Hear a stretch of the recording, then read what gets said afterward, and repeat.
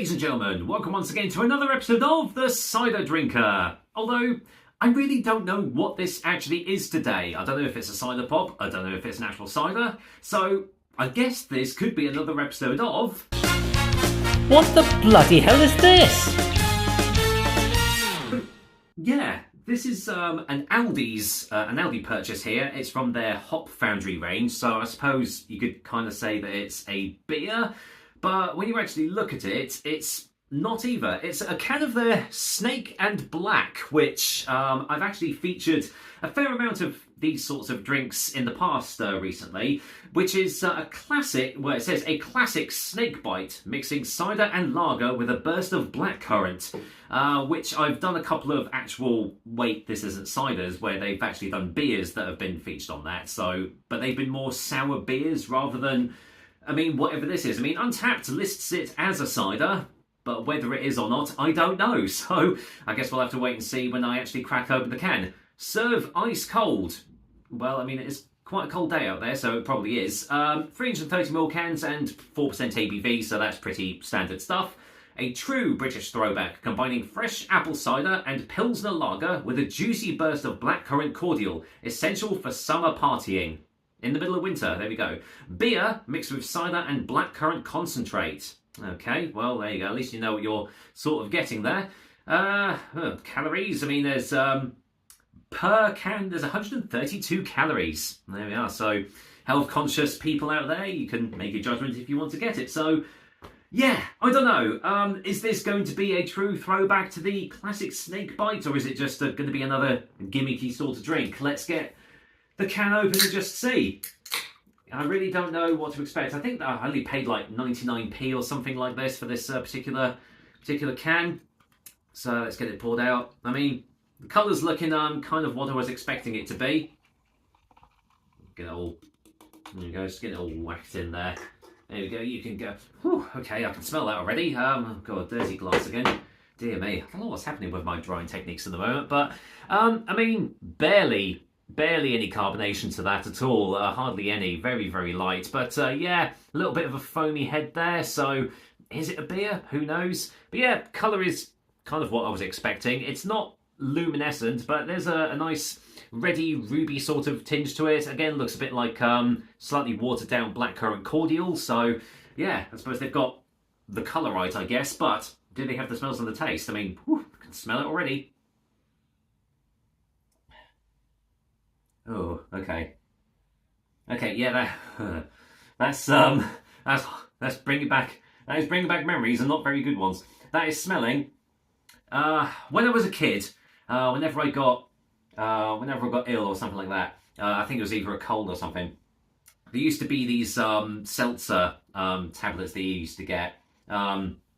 It was like basically drinking like really, really fizzy carbonated water, and it was absolutely disgusting.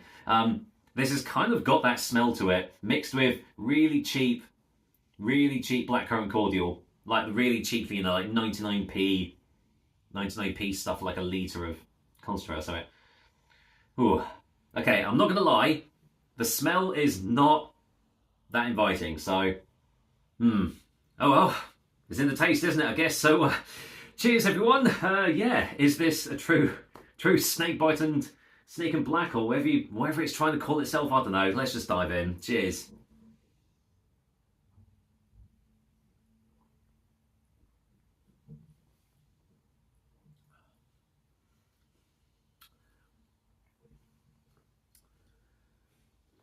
Okay, that's peculiar. Okay.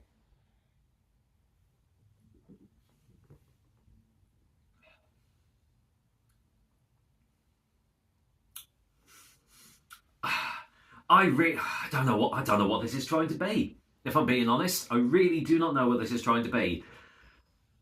There's no mention of any sort of apple or cider or anything like that in this. Initially, the smells in the taste, you get that sort of seltzery, cheap blackcurrant cordial initially, quite sweet, but it then changes quite quickly into a really sort of bready, doughy aftertaste.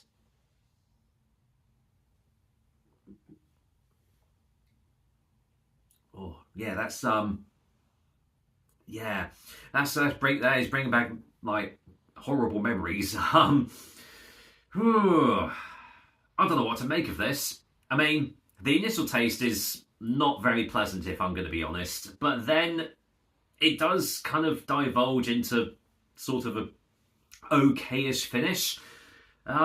It's quite a thick body behind it, sort of syrupy, but yeah, this is bizarre. It really is.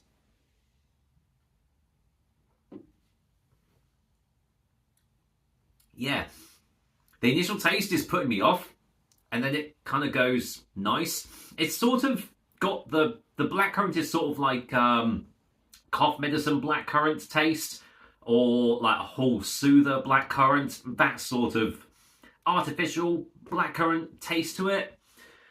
I mean, I have definitely had worse. I've had worse, but I've most certainly had better. I'm still none the wiser as to actually what this is trying to market itself as, but it's okay, I guess. I definitely wouldn't rush out and buy this again, that's for sure. I mean, if you're vaguely interested, I suppose it is worth a look.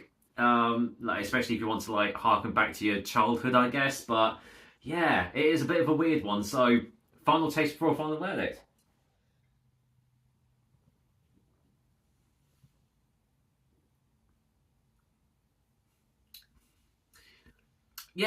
It's a strange one. It really is.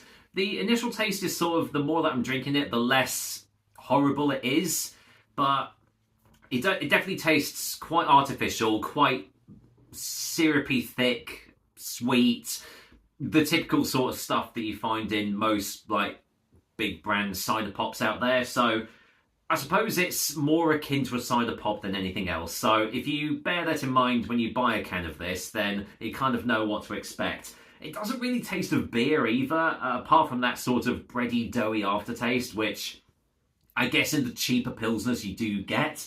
But overall, it's kind of just more like a alcoholic blackcurrant cordial drink, I guess. So yeah, it is a weird one. It is a weird one. I'd still say if you are vaguely interested, it's worth a shot. But I wouldn't certainly pay more than 99p for this can, because I'd probably feel a little bit cheated. But anyway, for a final verdict, Hop Foundry's Snake and Black is going to get a 4 out of 10 from me. So yeah, it is what it is. It's a thing that was invented and put on supermarket shelves, I suppose. And at the end of it, it's not horrendous. So there you go. That's about as good of a marketing technique as I can choose for this one. So yeah, I don't know if it is still available. Let's say it was a summer thing, but last time I was in Aldi, it was still there. So give it a go. If you let me know what you think. I mean, I'd be very interested to know what you guys think of this. Because yeah, it's a bit of a strange one. But anyway, that's another episode of, well, what the bloody hell is this, I guess. So yeah, until then, I'll be back next time with another delicious and tasty cider soon. So yeah, whatever you're doing, I hope you have a good evening, good day, or good morning, wherever you are in the world. I'll see you on the next cider review. Cheers!